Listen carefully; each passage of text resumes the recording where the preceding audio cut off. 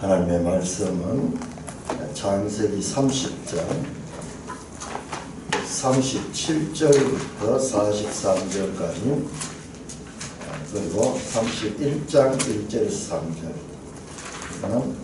30장 37절에서 31장 3절까지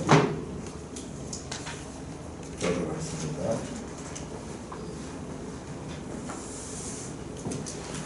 30장 37절.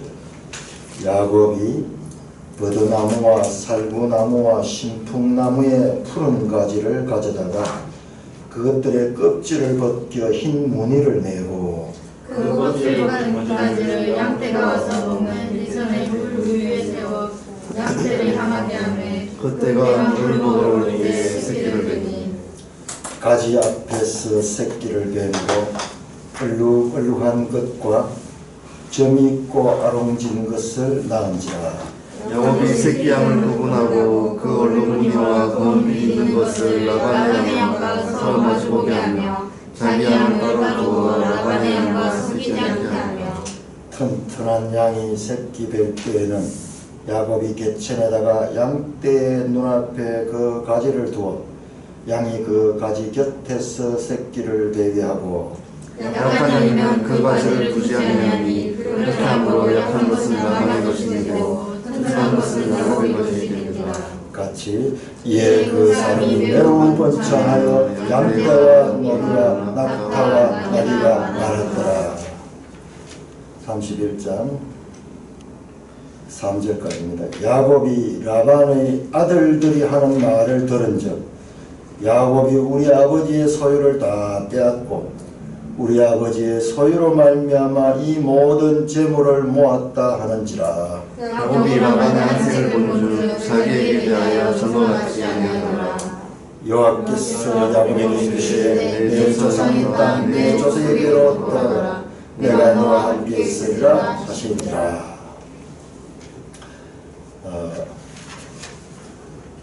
야곱 기사가 계속되고 있는 가운데 이 창세기 기사를 읽으면서 우리 행간의 의미를 깊이 묵상해야 돼요. 야곱, 그냥 여기 본문에 나와 있는데 쭉 스토리 안다고 하는 게 아니고 어떤 때는 한 절 속에 몇십 년의 이야기들이 들어있습니다. 야곱, 한번 생각해 봅시다. 야곱이 누구인가? 아주 귀한 집에 늦게 태어난 귀공자예요. 결혼한 지 20년 만에 태어난 아들인데 쌍둥이를 낳았지만 그 형은 아주 덜 사람이었지만 이 동생 야곱은 주로 내성적인 것과 같은 사람이었어요. 그런 사람이에요. 그리고 모든 것을 자기중심적으로 생각하는 사람이에요. 자기의 어떤 그 복을 위해서는 형을 속이고 아버지를 속이고 그렇게 하면서까지 악착같이 자기중심적으로 살았던 이 야곱이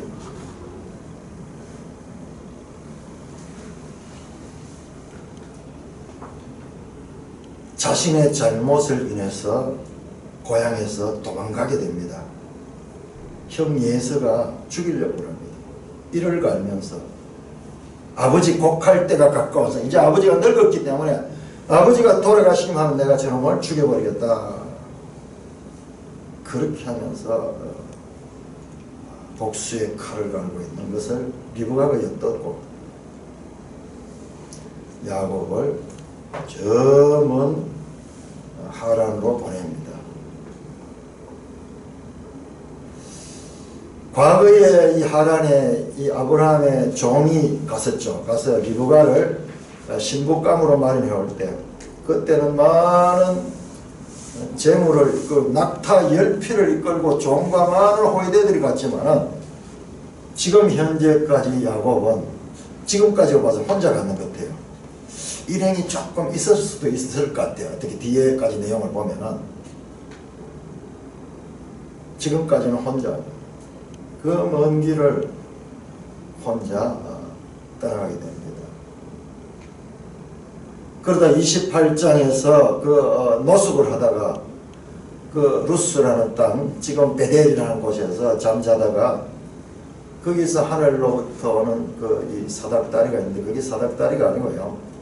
계단인데 하늘에서부터 내려오는 계단이에요. 우리 번역이 잘못됐어요.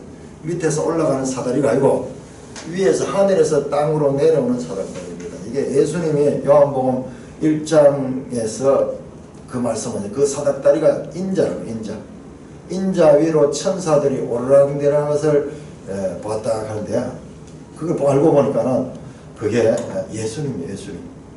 하늘 문으로 내려오신 예수님. 그 베델에 하나님 오신 분이 예수님이에요. 예수님. 거기서 처음으로 인격적인 하나님을 경험합니다. 지금까지 이 야곱은요, 자기 중심적으로 살았습니다. 그러다가 갑자기 엄청난 지금 어려움을 겪게 되는데 노숙을 하면서 천리타양에 그야말로 갈 바를 알지 못하고 아브라함은 그 하란에서 갈 바를 알지 못하고 가나안으로 내려왔는데 그 손자 야곱은 갈 바를 알지 못하고 저 하란으로 올라가고 있습니다. 그 외롭고 고독하고 황량하고 그 힘든 그 밤에 하나님이 찾아오셔서 하나님을 인격적으로 만나게 됩니다.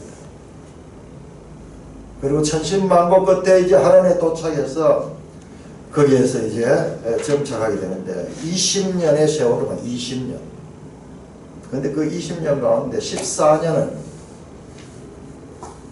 안에 얻는데 세월.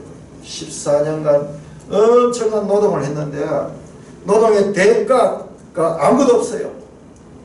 단지 그 아내의 소위 그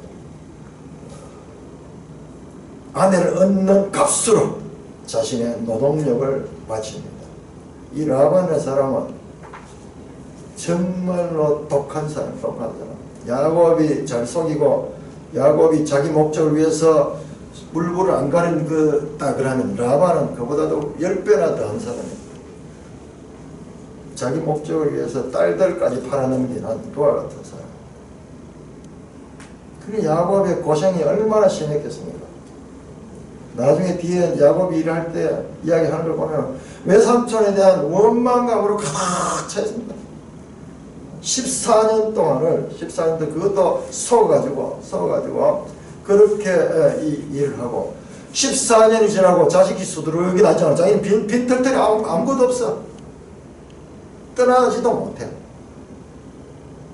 그런 사람.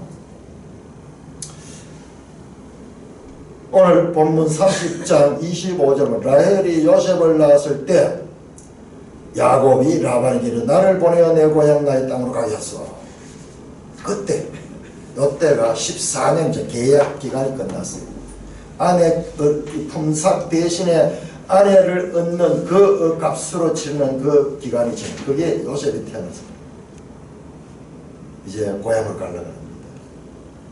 왜 그런가 그러면은 외삼촌 밑에 있어가지고는 희망이 없네. 희망이. 그 뒤에 나온 내용 보면 10번이나 품삯을 변경하기도 하고 자가 믿을 수 없는 사람이었습니다. 자, 그런데 오늘 우리가 본문을 다 읽지 못했는데 야곱이 이제 떠나려고 하는데 이 라반이 붙듭니다. 야곱이 가치가 있거든요. 자기가 봐도 쓸모 있는 사람이거든요. 그러면서 자, 지금부터는 내가 품삯을 정식으로 쳐줄 테니까는 떠나지 마라. 이제는 내가 품삯을 제대로 쳐주겠다. 30절 보세요. 여호와께서 외삼촌에게 복을 주시나이다. 이 야곱이 이래가지고 외삼촌이 아주 큰 복을 받았어요. 엄청난 소유가 늘어났습니다. 그러나 나는 언제 내 집을 질까? 자기는 아무것도 없어요. 그때 라반이 31절에 내가 무엇으로 너게 주랴? 그러면 내가 어떻게 너에게 품삯을 쳐줄까? 아, 내가 네 원하는 대로 해주겠다. 그렇게 했을 때 야곱이 뜻밖의 제안을 합니다. 외삼촌께서 내게 아무것도 주시지 않아도 나를 위하여 이 일을 행하시면 내가 다시 외삼촌의 양떼를 먹이고 지키겠다 하는데, 이 일이 뭐냐 그러면은 32절입니다. 외삼촌 양떼 중에서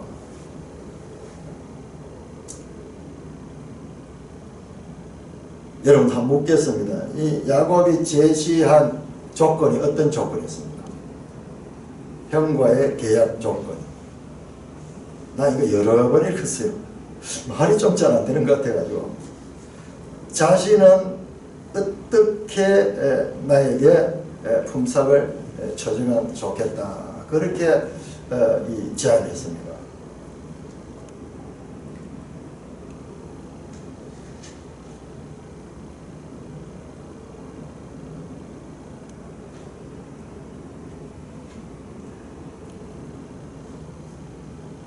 그 팔레스타인 양떼들은 전부 다 단색이 단색, 흰 거면 흰 거, 까만색이면 까만색, 이런데 얼룩 있는 거, 점 있는 거, 이런 것들은 소위 열등한 종자인데 이게 가끔 태어나는, 가끔 태어나기 때문에 그런 것들을 내한테 달라고 하는 거예요. 이 같은 것이 내 품삯이 되리이다. 딱 구별되잖아요. 얼룩얼룩하니까는 다른 양떼들과 완전히 구분되는데, 이런 종류는 돌연변이 비슷하게 그야말로 태어날 확률이 아주 적은 것이에요. 적은 것. 그런데 좀 말이 안 되는 것이 34절입니다. 라반이요, 그런 조건 하니까는 내가 네 말대로 하라, 뭐냐 그렇게 하자. 속으로 라반이 쾌재를 불렀습니다. 와, 이거 대빵이다 하는 거예요. 보통 품삯을 한 20%를 줘야 되는데 이러면은 한 5%도 안 된다, 이런 확률은. 그렇기 때문에 너무너무 계약 조건이 좋았던 것 같아요. 그런데 보면은 35절, 그날에 그가 순염소 중에 얼룩무 있는 것과 점 있는 것과 암염소 중에 흰바탕 있는 것, 아롱진 것과 점 있는 것을 가려가지고 또 양 중에서 검은 것을 가져 자기 아들들의 손에 맡긴다. 이 무슨 말이에요?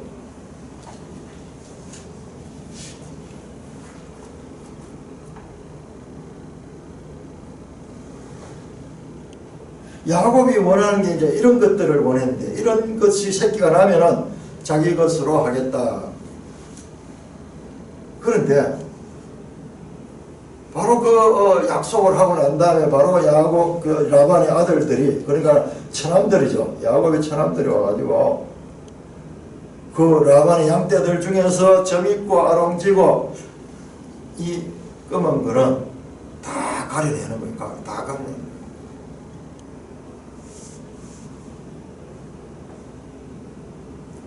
이거는 뭐냐 그러면, 야곱이 앞으로 새끼들 가운데 이런 얼룩짓는 것들, 이 아롱진 것들, 이런 게 태어나면 자기 것으로 하려고 그랬는데, 거기에 지금 무리 속에 몇 마리들이 있는 게요. 근데 그거를 다 골라내는 거예요. 다 골라내가지고 출발을 하는데, 이제 야곱이 지금부터 야곱의 품삯으로 오는 거는 뭐냐 하면 이 아롱지고 점 있고 뭐 이런 것들을 이제 야곱이 가져가는데, 그런데 그걸 다 뽑아내면 한 마리도 없네. 지금 현재 야곱이 앞으로 먹이는 이 양이나 염소 가운데는 한 마리도 그런 게 없는 거예요.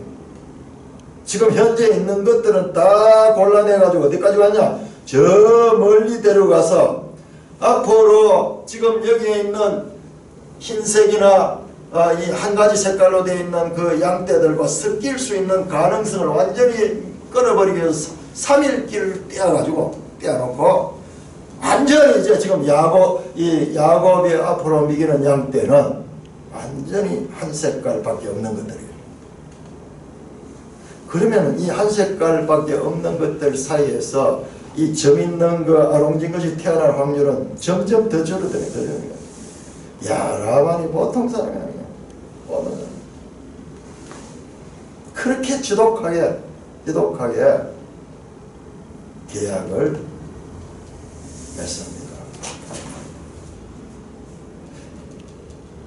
자, 그런데 어떻게 해서 야곱은 43절에 43절 같이 읽을까요? 다시 한번 시작.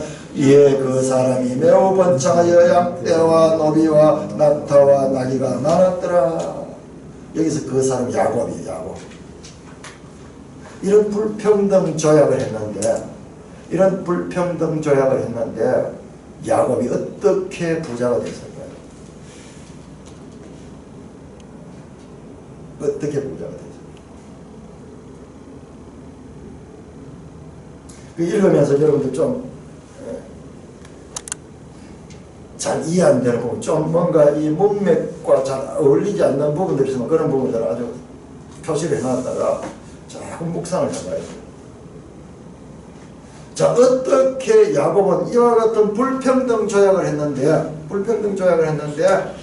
야곱은 부자가 될 수 있었을까? 그리고 이어지는 내용을 보면은 3장 1절에서 3절을 보면 1절 2절을 보면은 야곱이 부자가 되니까는 그 천함들이 야, 야곱 이놈이 아버지 것을 다 빼앗아간다 하면서 질투심과 시기심이 나서 막 이 분노하고 라반의 얼굴색도 안색이 변하고 이렇게 되면서 아주 불편한 관계가 됩니다. 여러분들 혹시 이와 비슷한 내용을 앞에서 본 적 있습니까? 예? 가인의 안색 변화. 예, 맞습니다. 또 그보다도 더 족장들 사건 가운데서 이와 비슷한 이야기가 나왔어요. 에서 어떻게 해요? 죽이려고 했던 그 부분, 예, 그런 부분이 좀, 그 말고 지금 야곱이 부자가 되고, 그 다음에 부자가 되니까는 이제 주위 사람들과 이렇게 갈등을 느끼게 되는 이런 사건. 이삭이 어떻게 했죠? 예? 우물. 예, 그렇습니다. 26장에 보면요. 그랄 땅에 흉년을 만나가 이삭이 내려갔잖아요. 흉년을 만나가지고 이삭이 그랄 땅에 내려갔는데, 그랄 땅에서요. 그 그랄 지방 사람들은 다 흉년을 만나가지고 굶어가 죽을 지경인데, 이삭은 그해 100배나 수확을 얻습니다. 그리고 소와 양떼와 종과 많은 거부가 되었다 하는 내용이 나옵니다. 26장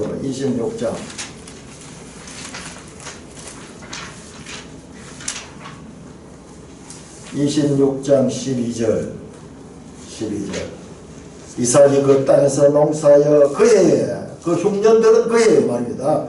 그해에 100배나 얻었고 여호와께서 복을 주심으로 그 사람이 창대하고 왕성하여 마침내 거부가 되어 쌍과 소와 떼를 이루며 종이 심히 많으므로 블레셋 사람이 그를 시기하여 그 이웃 사람들이 이삭이 부자가 되니까 시기해가지고 다투기 시작합니다. 그 장면이 지금 야곱 기사에서 나타납니다. 자, 이때 이삭은 어떻게 해서 100배 수확을 올릴 수 있었을까요?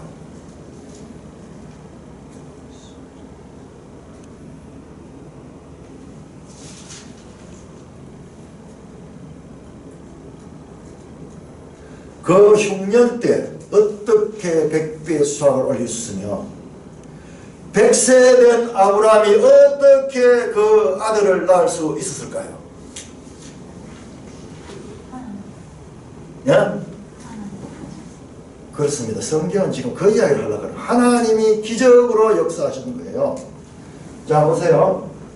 생산 문제, 전부 다 생산하는 거, 생산. 부림하는 사라, 부림. 이게 땅이잖아요. 땅으로 치면 이게 지금 흉년. 땅이 생산할 수 없는 그와 같은 때에 생산합니다. 생산.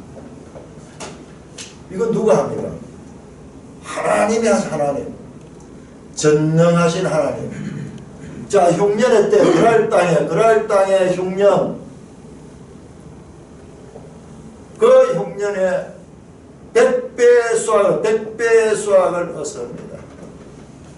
이거 누가 합니까? 하나님밖에 할 수 없어요. 자, 그런데 이 하란 땅에서 이와 같은 불평등 조약을 맺었는데 야곱이 거부가 되었어요. 거부가 되었습니다. 누가 했을까요?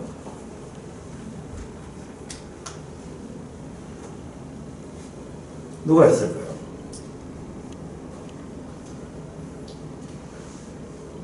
여러분들 왜 답을 잘 못합니까? 예? 하나님 했습니까?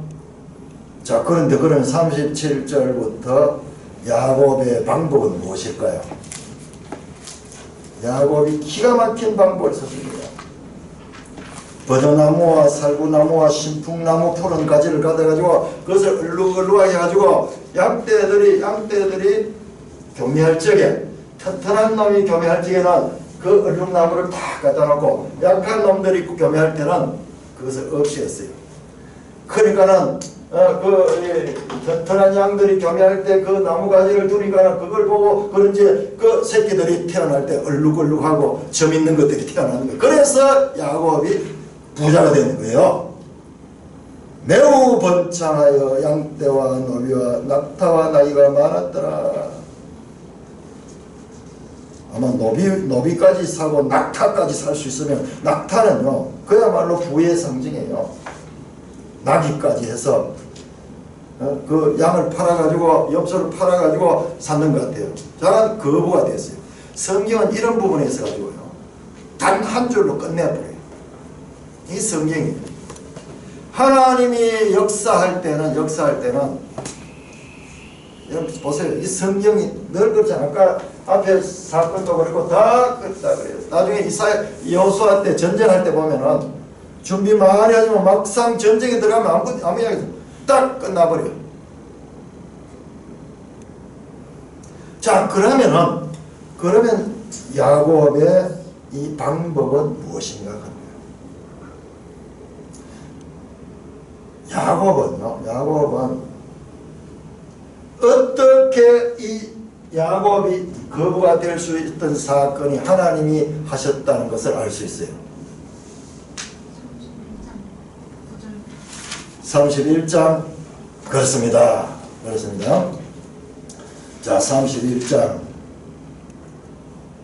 하나님께서 계시하셨어요. 8절에 보니까는 내가 점 있는 것이 내 싹이 되려 하면 온 양떼가 낳은 것이 점 있는 것이요, 또 얼룩무늬 있는 것이 내 싹이 되려면 온 양떼가 낳은 것이 얼룩무늬가 있는데, 어떻게 하나님이 이같이 그대들의 아버지의 가축을 빼앗아 내게 주셨느니라. 그 양떼가 새끼 될 때 내가 꿈에 눈을 들어보니 양떼를 탄 순양은 다 얼룩이라.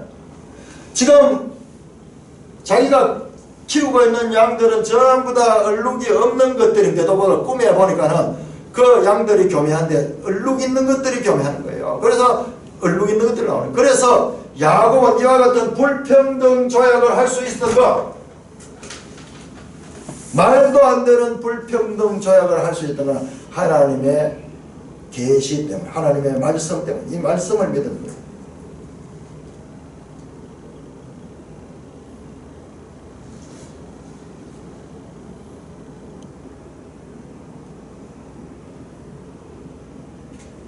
하나님의 말씀하는 것을 그대로 믿고 그야말로 말도 안 되는 불평등 조약, 믿을 수 없는 그와 같은 거지만은 그 불평등 조약을 말씀을 따라 했을 적에 그렇게 하나님께서 라반의 가축을 빼앗아서, 9절에 보면 그대들의 아버지의 가축을 빼앗아 내게 주셨느니라.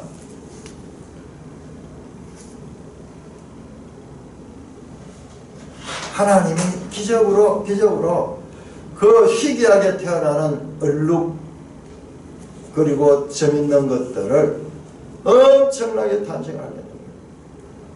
오히려 단색에 있는 그런 것들은 전부 약한 것들만 가게 되고, 그러니까 증거가 분명한 거예요. 얼룩 있는 것들이 가득 차고 튼튼한 건 전부 다 얼룩이 있는 거예요. 그러니까는 이 계약 조건이 그러하기 때문에 이들은 말도 못하고 안색이 바뀌면서 아주 갈등을 일으키게 되는 것입니다. 자, 그러면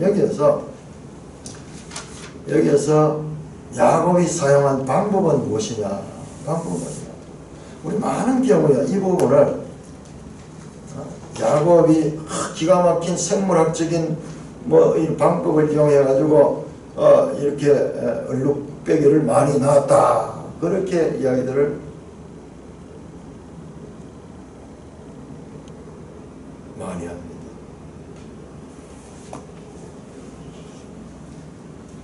이거는 야곱의 생각이, 야곱의 미신적인 생각, 미신적인 생각. 여기에 답이 있는 게 아닙니다. 철저하게 야곱의 방법으로 된 것이 하나님의 은혜로 된 것인데, 야곱은 착각할 수 있는 거예요. 내가 깨가 많았어, 내가 이 미신적인 이와 같은 방법을 통해 가지고 내가 이렇게 번창하게 됐다고 생각할 수도 있는 그와 같은 사건이에요. 자, 이게 뭐냐 그러면 우리가 시험 칠 때 보면은 찹쌀떡을 먹잖아요. 찹쌀떡을 먹잖아요. 시험 때. 요즘은 좀 덜 하더라고는. 그러고 이 미역국은 절대로 안 먹잖아요. 미역국 먹으면 안 되잖아요. 시험 칠 때는 또 엿을 갖다 먹고 또는 엿을 갖다 붙이고 이러자는 착 달라붙더라고. 이게 뭐예요? 고대부터 인간이 가지고 있는 미신적인 그와 같은 생각들이에요. 어떻게 하면은 자기 목적한 바를 이루기 위해서는 그와 같은 이 행동에 있어서도 조심하고, 또는 이제 그 소원을 담아가지고 그 찹쌀떡을 묵는다고 묻는 게 아니지만, 그러나 그 정도로 간절한 소원을 가지고 하는 것이 우리 사람의 생각. 아무것도 할 수 없으니까 사람으로서는. 그러니까 이래라도 해서 자기의 소원을 담아가지고 그런 행동을 하는데, 야곱은 하나님의 계시 플러스 자기 생각, 자기 방법을 지금 해가고 있는 거예요. 그리고 우리 독자들도 지금 헷갈리는 거예요. 어떻게 해서 야곱이 부자가 됐나? 야곱이 번창했는가? 그 흉년의 때 그 말도 안 되는 조건, 불평등 조건을 가지고 오늘날 치면은 저 골짜기에 있는 그런 땅을 사는 거예요. 이 좋은 이 땅이 아니라 저 서지도 못하는 그런 땅을 사는데, 그 땅값이 엄청나게 올라가지고 갑부가 되어버렸는 거예요. 갑부가 됐네요. 그게 어떻게 가능하냐?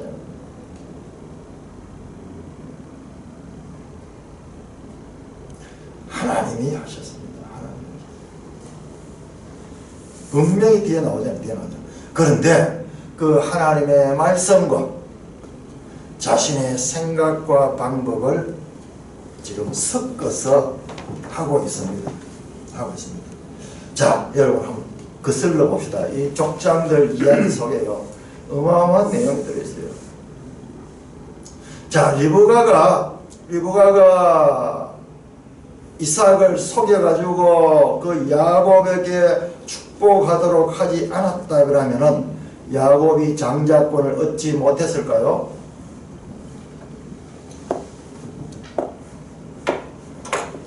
어땠을까요? 그 작은 자가 큰 자가 된다고 그랬었거든요. 예, 그렇죠. 하나님의 말씀이 있는데도 불구하고 지금 야곱과 똑같은 길이에요. 하나님의 말씀이 있는데도 불구하고 기다리지 못하는 거예요. 말씀은 말씀이고, 그리고 눈앞에 현실은 급박한 거예요. 급박한 거.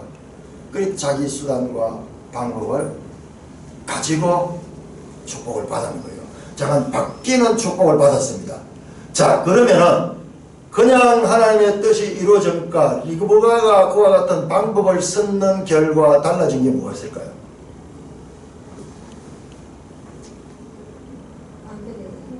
네. 그렇습니다. 엄청난 시련과 고생을 하게 됩니다.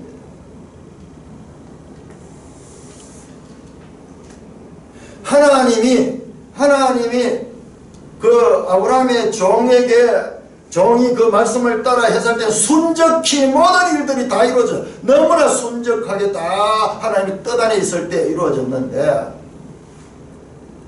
이 리브가와 라반 이 가족들도요, 보통 사람들이 아니에요. 좋은 면으로 보면은 인간적인 뭔가 적극적이고 활동적이고 아주 이 훌륭한 그런 성격이라도 볼 수 있지만, 그러나 믿음의 면에 봤을 때는 자기 자아가 너무나 강한 사람들이에요. 야곱도 마찬가지였고. 자, 또 이상한 내용 앞에서 나왔어요. 그 30장에 보면은 자식 놓는 이야기, 경쟁적으로 야곱의 아내 라헬과 레아와 이 실바와 또 누구죠? 그 여종 실바와 빌하, 그렇게 네 여인이 경쟁적으로 자식을 놓는데 그때 합판체예요. 합판체. 라헬이 그 합판체를 보고 그 합판체를 구해가지고 그래가지고 그 합판체를 가지고 이 중명이 따르는 그런 내용이 나옵니다. 자, 라헬이 자식을 놓기는 놓는데 나중에 놓습니다. 합판체가 자식을 놓게 했을까요?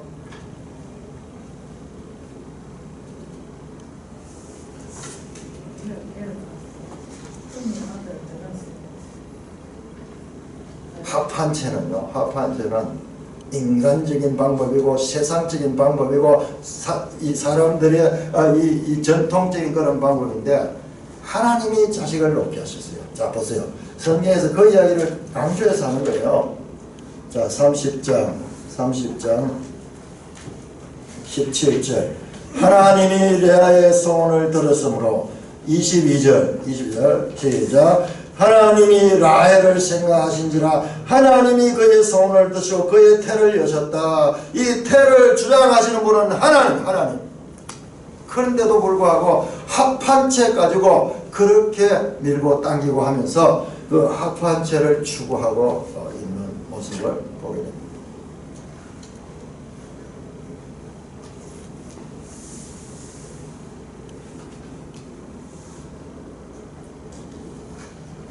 하나님의 약속과 말씀, 약속과 인간의 생각 또는 인간의 방법, 이 두 가지가 지금 계속 이 사건들 가운데는 엉켜 돌아가면서 지금 나타나고 있습니다. 또 이제 내일자 이래 보시면요, 드라빔 칸이요. 드라빔. 라헬이 이제 다시 고향으로 돌아가는데 가면서 만약 그 자기 아버지의 드라빔을 훔쳐가지고 도둑질해가지고 그렇게 가지고 가는 장면이 또 나옵니다. 말씀에 순종하되 온전한 순종도 아니고 자신의 방법과 자신의 생각과 그리고 얼마간의 순종이 뒤섞여가지고 나중에는 하나님이 해주셨는지 자기 생각이 자기 판단이 옳아가지고 그렇게 됐는지 헷갈리는 거예요. 아브라함 때는 완벽하게 하나님이 하셨다는 것을 알 수 있었어요. 왜요? 이 두 사람 다 출산할 수 있는 능력이 없어요.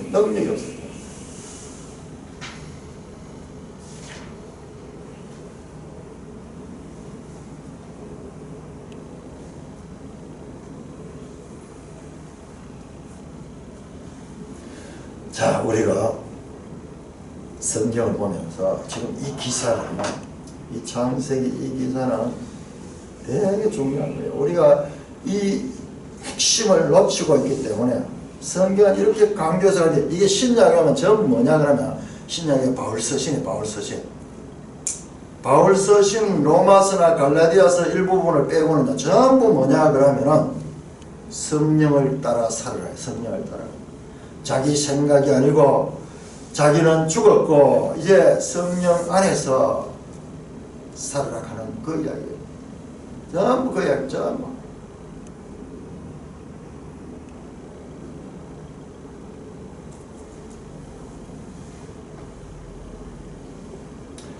이 야곱 이야기는 특별하게 저와 여러분들의 모습이에요. 우리는요, 지금까지 살아올 때 전부 자기 생각과 자기 방법과 자기 뜻을 가지고 살았습니다.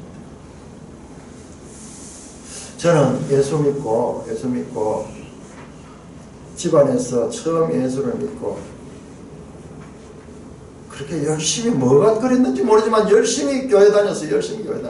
새벽 기도도 나가기도 하고 막 총각 때부터 그 총각 집사 하면서 뭐 그래 하기도 하고 그래 하면서 있었는데, 그러면 하나님께서 뭔가 우리 집에서도 좀 번듯하게 좀 내가 그 공부도 제일 많이 하고 기도 제일 크고 제일 그러한데 내가 우리 집에서 제일 못한 상태로 떨어졌는 거예요.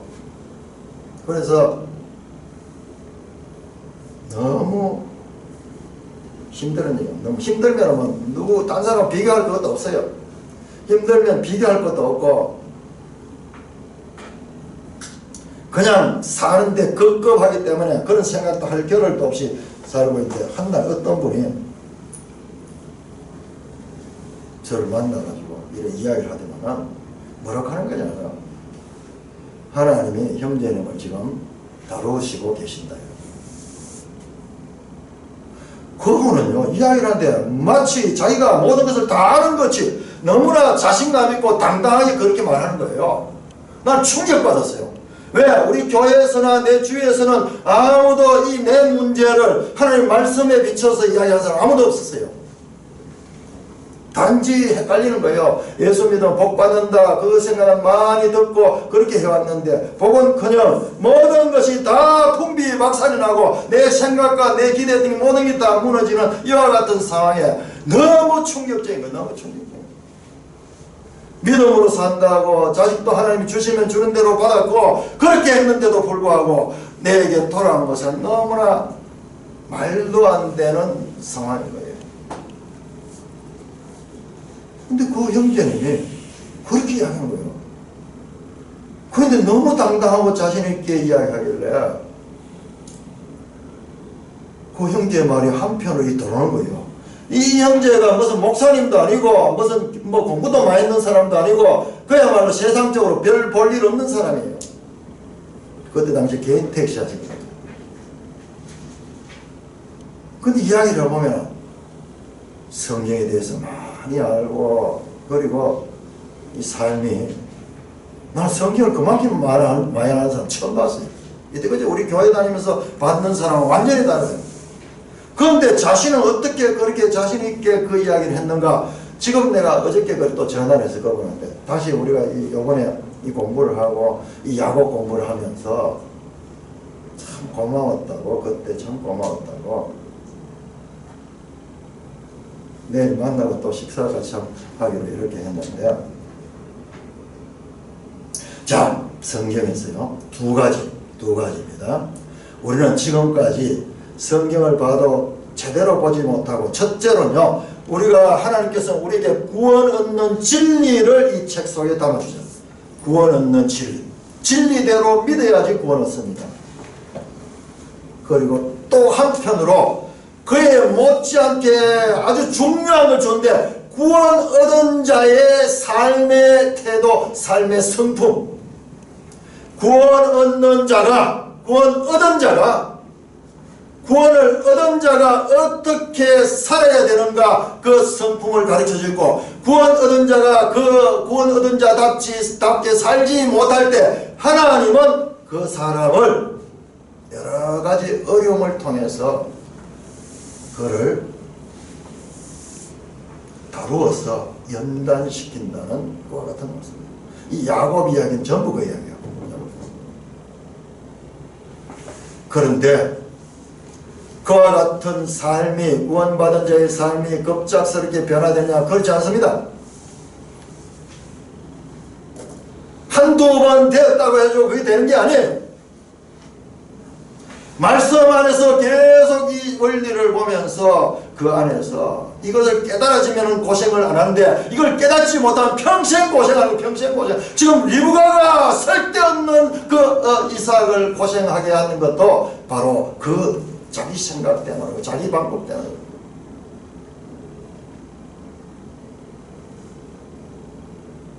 야곱은 앞으로도 계속 더 어려움을 겪게 됩니다. 20년 동안 노동해가지고 속고 속아서 자기가 가진 것에는 아무도 없는 것과 같은 고생을 했고, 하나님이 그와 같은 때에 나타나셔서 야곱에게 역사하니까는 그가 부자가 됐어요. 그동안 고생했던 모든 것을 갚을 수 있을 정도의 그와 같은 놀라운 갑자기 나오잖아요. 갑자기 이 야곱이 부자가 되었다. 이에 그 사람이 매우 번창한 양떼와 노비와 낙타와 나귀가 많았다.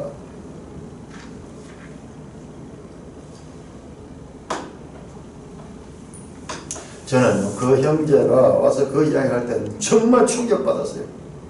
그래서 그 사람을 만나고부터 내 성경을 보는 눈이 많이 좀 달라졌고요. 그 다음에 그럴 수도 있겠다 하는 생각이 순간 들었어요. 그래서 무시할 수 없는, 그러고 보니까는 그 말이 성경의 말이에요. 자, 우리 로마서 5장 합쳐요. 로마서 5장.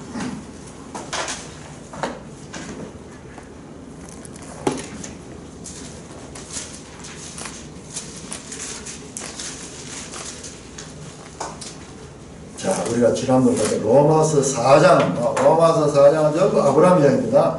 아브라함. 그래서 우리가 구원받는 건 어떻게 했냐? 아브라함처럼 믿음으로 말미암아 우리가 구원받는다. 그 이야기를 쭉 하고 5장에 넘어갑니다. 5장에. 야, 이 로마서 구성이 어떤지 너무너무 놀라요. 자, 그러면서 이제 5장에 넘어가 정리합니다. 5장 1절에 그러므로 우리가 믿음으로 의롭다 하심을 받았으니 우리 주 예수 그리스도로 말미암아 하나님과 화평을 누리자. 이제 우리는 죄인이지만은 예수 그리스도를 믿을 때 하나님께서 우리를 의롭다 하시고 의로움을 입게 되면 하나님과 화평한 관계 됩니다. 죄와 하나님은 같이 분리될 수밖에 없잖아요. 죄가 하나님과 우리 사이를 갈라는데 예수 그리스도를 믿을 때에 우리를 의롭다 해주니까는 그러니까 하나님과도 화평한 관계가 돼요. 화평한 관계가 되는 거예요. 자, 2절입니다. 또한 그로 말미암아 우리가 믿음으로 쓰여있는 이 은혜에 들어감을 얻었으며 하나님의 영광을 바라고 즐거워하니라. 자, 그런 다음에 3절에 보면요. 다만 이뿐 아니라 우리가 환난 중에도 즐거워하니 이는 환난은 인내를, 인내는 연단은 소망을 유지합니다. 갑자기요. 이와 같이 구원의 하나님과 화평을 얻고 하나님의 영광에 참여하며 그 즐거움을 이야기하자마자 나오는 이야기가 뭐냐? 환난. 우리가 환난 중에도 즐거워한다. 왜? 환난은 인내를 하게 한다. 인내는 뭐 하냐? 인내는 연단을 준다. 연단은 뭐냐? 소망을 이룬 줄 안다. 왜 갑자기 믿음으로 의롭다함을 얻었다 하는 이 복음 이야기를 선포하는 그 진리의 말씀을 선포하고 난 다음에 바로 무엇이냐? 삶에 있어서 우리에게 닥치는 환난이 어떤 의미를 가지고 있으며 그리고 그 환난의 때 우리가 어떻게 살아야 될 것이며 그 결과 어떤 변화가 있는가 연단하는 게요. NIV 영어 성경의 캐릭터.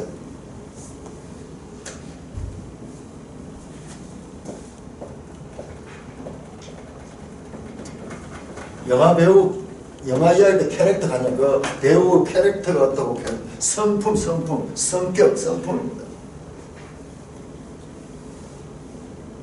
연단은 어떻게 소망을 이룰 줄 안다. 소망. 이게 4장과 5장 1절 2절은 구원 얻는 진리 맞죠. 구원 얻는 진리. 그 다음에 3절 4절 5절은요. 구원받은 자의 성품. 구원받은 자의 성품.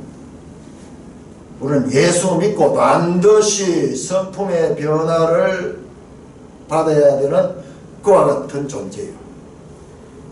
믿고 바로 죽지 않고 믿고 그 다음에 믿은 다음에 변화를 이 땅에서 끊임없는 변화를 했는데 야곱의 스토리는 지금 그걸 보여요. 근데 이 변화가 쉬우냐? 그렇지 않아요. 지금도 하나님이 계시를 주고 이렇게 해도 베델에서 만났을 때도 자기 중심적으로 기도했잖아요. 하나님이 나를 돌보아 주시면 내가 돌아올 때 여기서다 하나님의 집을 짓겠고 11조를 함께 드리겠습니다. 조건부. 변화받고 있고 많은 고생 속에 연단을 받고 있고 그렇지만은 아직까지도 제대로 변화되지 못하는 그 모습, 그러나 변화의 과정의 모습을 보여주고 있습니다. 이게 앞으로 32장, 35장까지 이어져 35장. 그래서 이 기사들이 중요하고 이렇게 따르고 있는 거예요.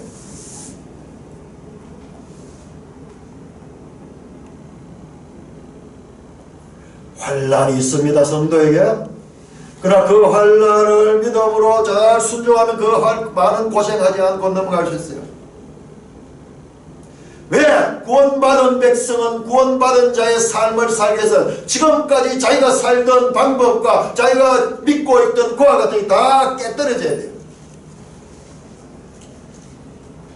육체의 소욕을 따라 살던 우리는 다 그렇게 살았다. 그렇게 사는데 거기에서 성령을 따라 살아야 되고 말씀을 따라 살아야 돼요. 말씀과 성령은 유기적으로 역사합니다.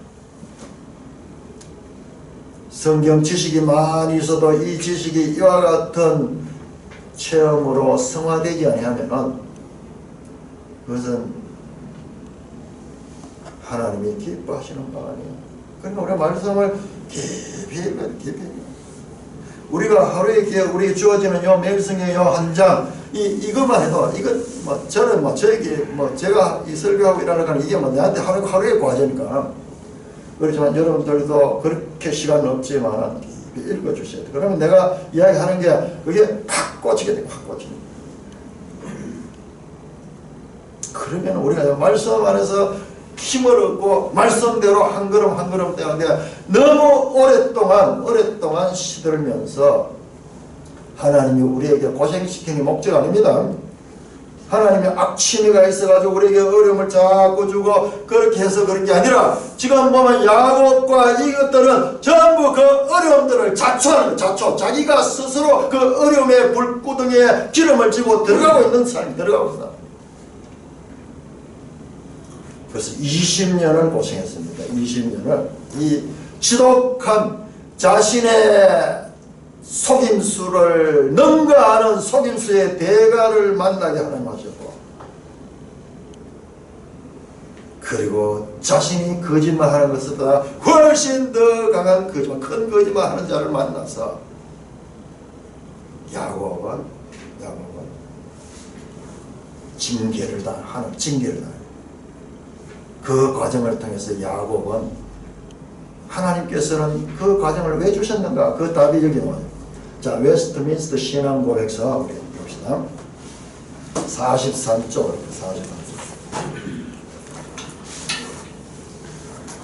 내가 이걸 보고 깜짝 놀랐어요. 자, 신앙 고백서는요, 우리의 이 개혁주의 믿음의 이 선배들이 백수십 명이 5년 동안 모이가 성경의 핵심 교리가 무엇인가를 뽑아낸 거예요. 그 가운데서 섭리부분. 자, 하나님의 작정과 하나님의 섭리가 있는데 작정은 창세전 영원한 때부터 하나님께서 되어진 것과 같은 것이고 이 섭리는 그 작정이 이 땅에서 그 믿음의 사람들과 만나서 이루어지는 이걸 통치라고도 표현했더라고요. 보니까는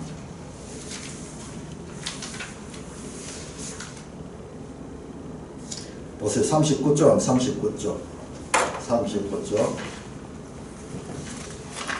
거기에 질문 보세요. 질문 1번 신적 작정에 따라서 일어나는 하나님의 통치의 범위는 어디까지인가? 자, 신적 작정은 하나님의 전적인 하나님의 일입니다. 그런데 그것이 여기 땅에서 이 하나님의 백성하고 연결되는 통치는 통치. 이걸 섭리라고 섭리. 그런데 사실상 우리와 연관되는 부분이 이 섭리예요. 작정은 하나님의 전적인 하나님의 것이고 그 작정이 이 땅 가운데서 사람을 통해서 적용될 때 통치가 이루어집니다. 자, 43쪽. 와, 이런 내용들은 어마어마한 내용이에요. 자, 아까 저에게 찾아왔던 그 택시 운전사, 저 시골집까지 찾아와서 끈질기게 말을 하는데 내가 떨칠 수 없을 정도로 따라다니면서 말을 했던 그분의 말씀이요. 어느 목사님도 가르치지 못하고 내 주위에 누구도 그렇게 내 문제를 볼 수 있도록 가르쳐준 분이 없었어요. 자, 5번입니다. 5번. 가장 지혜롭고 의로우며 은혜로우신 하나님께서는 때때로 자신의 자녀들을 여러 가지 시험과 그들 자신의 부패한 마음의 상태에 얼마 동안 내버려 두신다. 그냥 내버려 두는 거예요. 야곱이 지금 막 속이고 막 자기 방법을 막 살잖아요. 그대로 베델에서 나타났어요. 베델에서 비로소 나타났잖아요. 때가 될 때까지 그대로. 저에게는 언제 나타났냐? 바로 그 택시 기사가 찾아와서 말씀으로 나타났습니다. 이 시대에는 하나님이 직접 계시지만은 지금 우리 교회 시대는 말씀을 통해서 또 말씀을 내가 제대로 읽어도 깨닫지 못하니까는 내보다 말씀을 더 잘 깨닫고 그 경험을 많이 가진 그분을 통해서 붙여가 내가 아무 상관없이 다른 교회 사람인데 어떻게 잠깐 만났는데 우리 집까지 따라와가지고 그렇게 와서 끈질기게 앉아서 계속 말씀으로 그렇게 공격해 오는데 내가 도망갈 수 없어요. 지금 뭐 한다고? 그런 말씀을 가지고 들이대면서 하는데 어쩔 수 없어요. 그렇게 함으로써 하나님은 전에 범한 그들의 죄들을 인하여 징계하고 그들 속에 있는 부패한 힘과 그들 마음의 거짓됨을 깨닫게 하여 그들을 겸손합니다. 징계하십니다. 징계가 목적이 아니라 징계를 통하여 하나님의 자녀다운 성품, 자녀다운 삶을 살 수 있도록 그를 징계합니다. 그 징계를 하면 그들 속에 숨어있는 부패한 힘과 거짓됨이 드러납니다. 내가 지금까지 신앙생활하면서 예수 믿음을 살려고 하는 게 바로 야곱의 신풍나무, 겨기와 그 라헬의 합한 채, 리브가의 그 깨와 같은 그 깨와 같은 그걸 보게 하는 거예요. 너무 헷갈리는 거예요. 왜? 나는 지금까지 교회 다니면서 내가 이런 식으로 믿는 것이 바른 믿음이라고 그렇게 알고 있었고 그렇게 해서 내가 열심을 내고 달려왔는데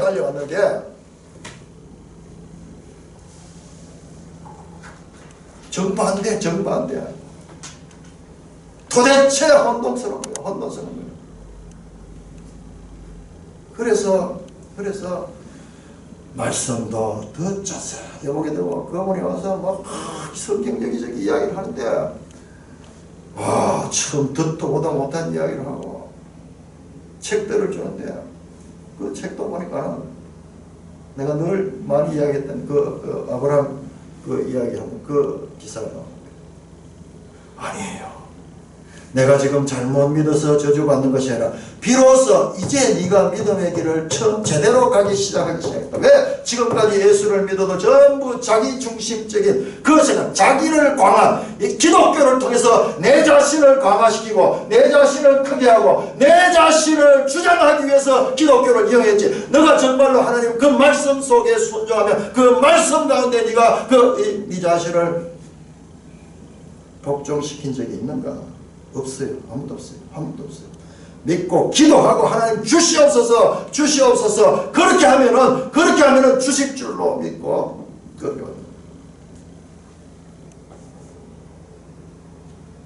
그 징계 우리의 일들을 막아버립니다. 내 생각을 가지고 지금까지 잘 되던 일들도 이제는 탁 막아버려요. 그러면 우리가 거기서 스톱하는 거예요. 스톱을. 야곱이 저 광야로 떠나가서 그 베델에서 홀로 외로이 있을 적에 하나님은 그를 만나주시고, 그리고 20년에 지독한 인간을 만나서 연단 받습니다. 인내를. 여러분, 인내는 말은 쉽죠. 인내는 참으로 쉽지 않은 거예요. 거짓됨을 깨닫게 하면 그들을 겸손하게 하신다. 비로소 예수 믿고 나를 확대하는 것이 아니라 예수 믿고 나를 그리스도 안에 나를 복종시킵니다. 그 결과 하나님의 자녀들이 도움을 바라며 하나님을 더 친근하고 끊임없이 여전하다. 이때부터 인격적인 관계돼요. 인격적인 관계. 그리고 장래의 모든 범죄의 기하여 경계합니다. 앞으로 일어날 똑같은 일들을 미리 이와 같은 경험을 통해서 경계하게 되고, 또한 여러 가지 다른 어렵고 거룩한 목적을 위해 그들을 더욱 깨어있게 하신다. 알고 보니까 하나님께서 나를 목사로 만들기 위해서 그 모든 과정들이 예비되고 있고, 그 섭리들이 이루어지고 있고, 내가 오늘 이 창세기를 설교를 하면서 나는 정말 이 창세기로 온 내 생애를 통해서 배운 것을 지금 전하는 거예요.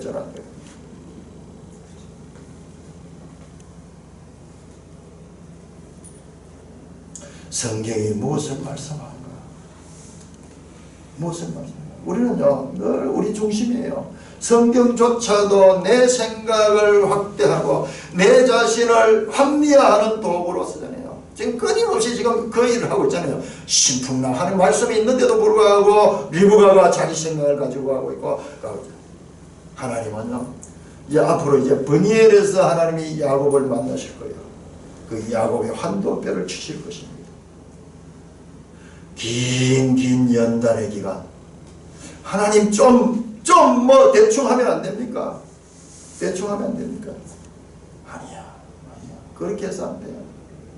철저하게 우리가 하나님 안에서 거듭나게 되면요, 거듭난 자로서 계속 성장하지 못하고 있으면 그걸 성장하게 만드는 하나님이 라반의 복을 주시도록 라반의 것을 빼앗아서 야곱에 주시기도 하시고, 또는 야곱의 것들을 계속 야곱이 자기 것을 갖지 못하도록 어렵게 하셨어도 하나님은 야곱을 만드시고, 또 하나님의 때에는 그 물질을 하나님께서 빼앗아서도 주실 수 있는 것이다. 문제는 우리 자신이다. 이 창세기 기사, 그리고 웨스트민스터에 나오는 하나님의 백성들을 다루시는 이와 같은 원리를 이게 성경의 가르침. 우리는 이 성경을 그렇게 못 받는 거예요. 그렇게 안 가르치더라고요. 뭐 성경 스토리는 뭐지? 두 가지입니다. 성경은 하나는 구원 얻는 진리에 관한 말씀, 다른 하나는 구원 얻은 백성의 성품. 환난 가운데 인내를 배우고, 그 인내가 돼. 내가 죽었습니다. 하나님, 나는 없습니다. 내가 있기 때문에 견디지 못하는 거예요. 도저히 견딜 수 없는 거예요. 도저히 견딜 수 없어요. 내 자존심이 용납할 수 없는 거예요. 그러면 그럴수록 그가 택한 백성일 때 하나님은 그를 더 어려운 길로 몰아넣습니다. 그러나 그가 택한 백성이 아닐 때는 자기 좋은 대로 할 수 있도록 번창하게도 하실 수 있어요. 그냥 내버려 두시면. 그러나 하나님의 백성일 때는 하나님은 그렇게 두실 수 없습니다. 자, 히브리서 12장입니다. 히브리서 12장.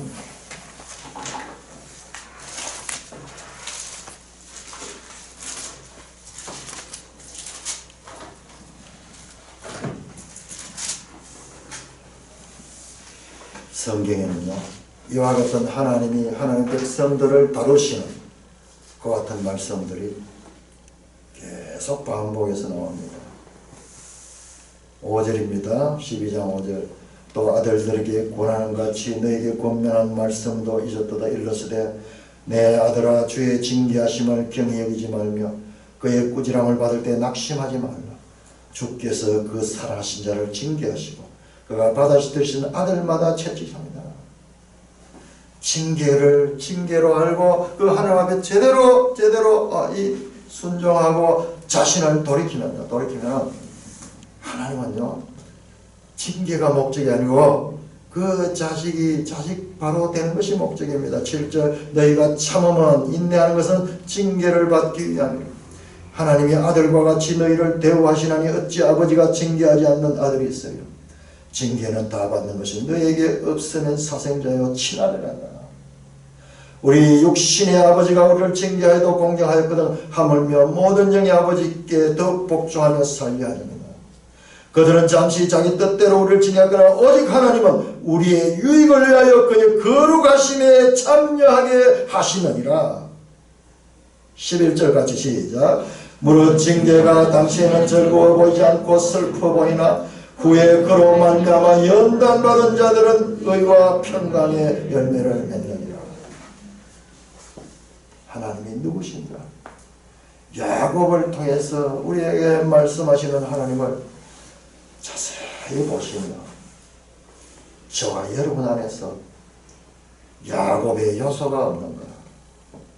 하나님이 야곱을 통해서 원하시는 것이 무엇인가를 발견하며 이 이야기는 그냥 우리에게 스토리로 준 게 아니에요. 오늘 우리에게 거울로 주셨다는 그것을 알고 창세기 속으로 깊이 들어가며 우리가 현실적으로 당하는 어떠한 어려운 가운데서도 야곱보다 더 억울한 일 당한 적이 있겠습니까 여러분?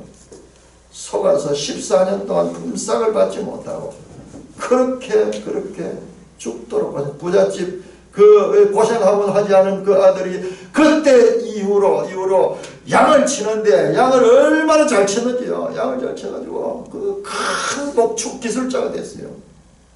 그 일을 하다가 그 아무것도 안 읽었지만 그 일을 꾸준하게 반복하면서 하다 보면요 그 일 자체가 내 성품을 바꿨습니다. 그 일 자체도 내 자신을 성품을 바꾸는데 사용되는 도구로 사용됩니다. 왜? 하나님은요 우리에게 이 땅의 생활의 구원도 가르쳐 주십니다. 영혼의 구원뿐만 아니라 생활의 구원받은 자의 삶, 불평, 불만, 원망하고 내게 주어진 현실을 받아들이지 못한 거 뭐냐? 이 현실이 부당한 거예요. 하나님께 내한테 부당한 거예요. 그러나 그와 같은 일을 당할지라도 이 또한 하나님께서 허락하신 것이라면 내가 순종하며 이를 감당하면 이 또한 지나가며 또한 그 하나님께서는 우리가 준비됐을 적에 상상하지 못할 방법으로 100배의 이삭의 복을 주신 그 하나님, 그게 목적이 아닙니다. 우리는 그것조차도 그걸 또 목적으로 생각하는 그게 아니에요. 그것은 덤으로 준 거예요. 덤으로.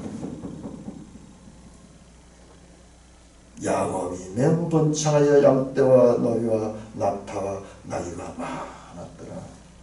기적. 하나님은 물질의 창조자고 주관자입니다. 하나님의 자녀는요 이 세상 사람들과 똑같이 세상 살지만 그와 같은 가치관이 아닙니다. 그걸 가르치는 거예요. 궁극적으로는 하나님께서